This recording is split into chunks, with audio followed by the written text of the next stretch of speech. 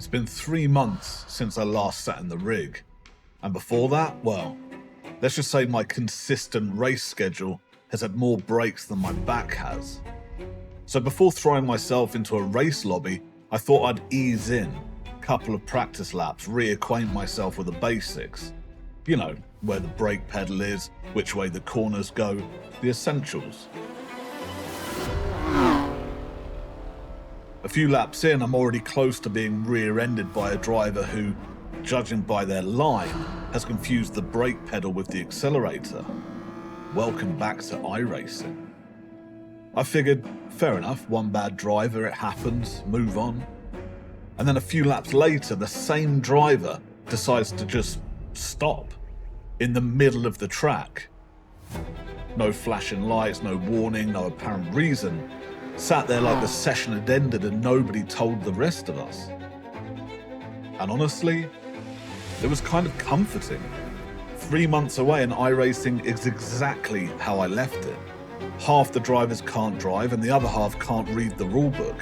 And as you'll see in a minute, I'm about to prove exactly which category I fall into. 2 races, 1 M2, 0 memory of how to drive. Let's see how this goes. Qualifying went fine. 8th on the grid, half a second off my usual pace, which honestly, given the circumstances, I'd call pretty generous. The plan? Well, I've said it a million times in the past, but it's been 3 months, so I'll remind you again. Don't do anything stupid, survive lap 1, build from there. So obviously, the first thing I do is jump the start. Before a single corner, before any other driver has done anything, I have personally found a way to break a race that hasn't even technically started yet. Black flag, drive-through penalty, welcome back. A few corners later, I've got someone glued to my bumper. I take the defensive line into Hislop chicane. Textbook stuff, nothing dramatic. But then on the second part of the chicane, for reasons known only to him and his physics engine, he tries to put it up the inside.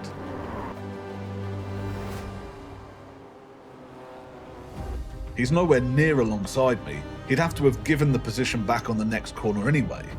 None of it makes sense. So obviously he just drives straight into me. And then, just to add insult to injury, while trying to get himself back on track, he drives into me a second time. Just to make sure, I suppose.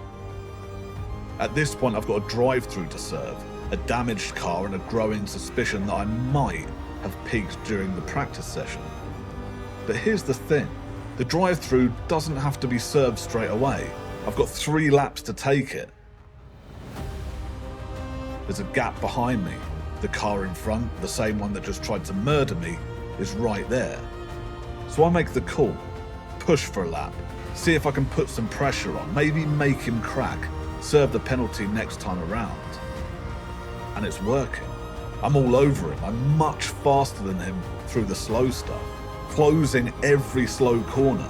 And despite the black flag waving from my peripherals, I'm starting to really enjoy being back on track. I don't manage to overtake before I'm forced to take my drive-through, but nevertheless, it's good to be back. That's when my brain, 3 months out of practice, decides to take over. Pure muscle memory.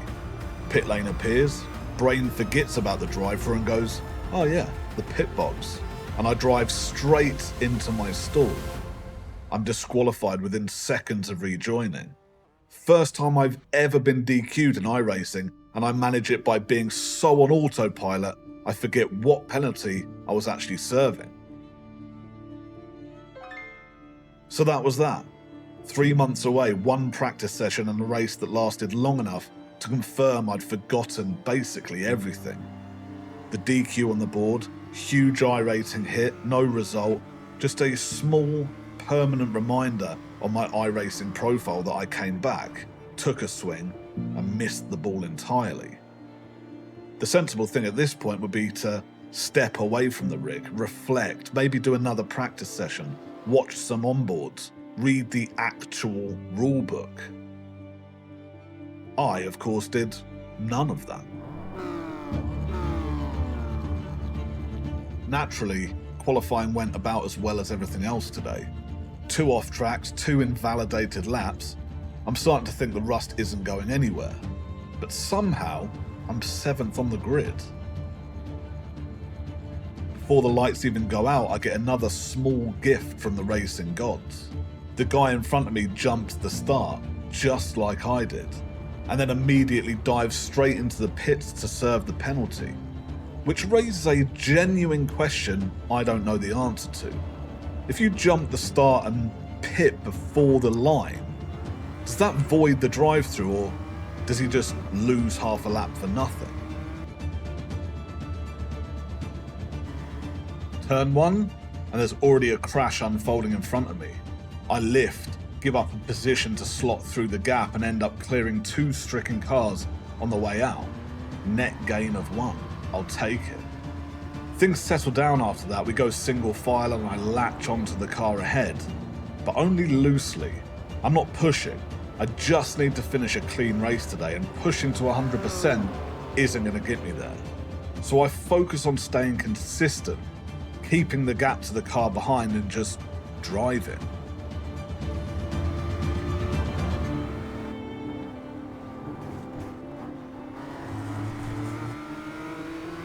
By the end of the opening lap, I've got a comfortable gap front and back, sitting in P4. Considering how this day's gone, I'm tempted to put my feet up and cruise the rest of it home. And then I check my mirrors. A car comes hurtling towards me completely sideways, having binned it off the grass at the previous corner. He misses my rear bumper by what looks like inches and disappears into the barrier.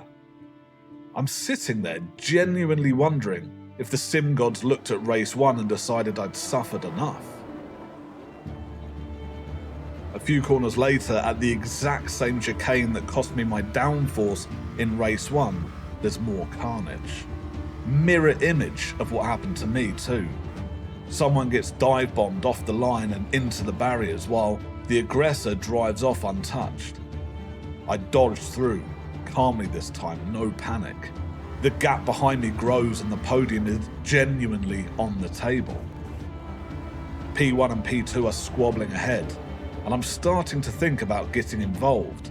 I get a sniff at one of them around the hairpin, but the rear slips on exit, and honestly, too wide there probably wasn't the best idea anyway. So I back out, get a better run through the next chicane and throw a half fake down the inside. Not really enough to commit, but enough to sit in his blind spot for a second and let him know I'm there. It doesn't get me past, but that's not the point. The pressure builds slowly. Before long, we're running nose to tail through the first few corners. I'm actually enjoying myself for the first time today. No drive-thrus to remember, no muscle memory disasters waiting to ruin it. Just clean, close racing. I've forgotten how good this part is. The car feels right, the lines are coming back. Genuinely, for a few minutes, it stops feeling like a comeback race and starts feeling like a normal one.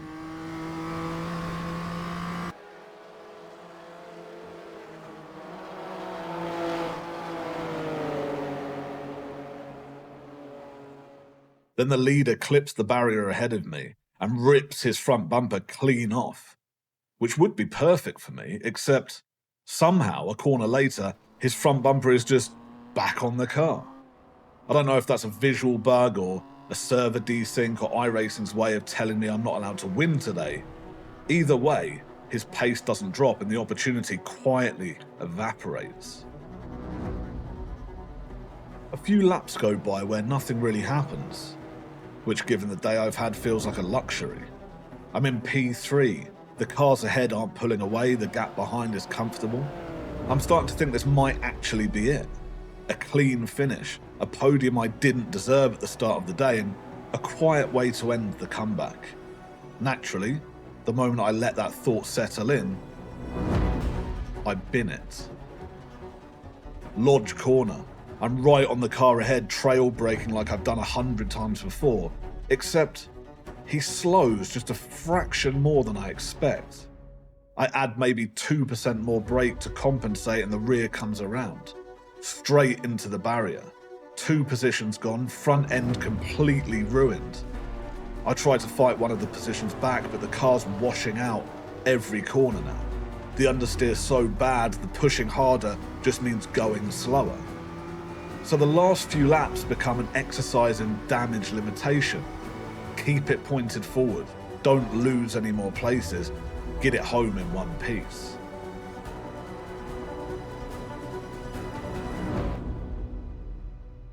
I crossed the line in P5. Not the podium I was tracking for half the race, but given where this day started with a DQ, no result, and a small permanent stain on my iRacing profile, I'll take it. So that's the comeback. 2 races, 1 disqualification, 1 self-inflicted bin, and the dawning realization that 3 months away does more damage than I gave it credit for. The instincts that used to be automatic now need actively thinking about.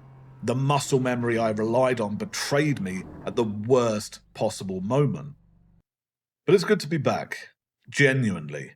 Even in the chaos, even with the DQ and the binned podium, there were moments today where it just clicked. The car felt right, the lines came back, and for a few laps I remembered why I started doing this in the first place.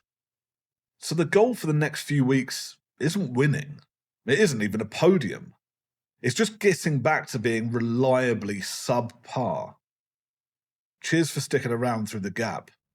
I'll see you back in the cluster Futz next time.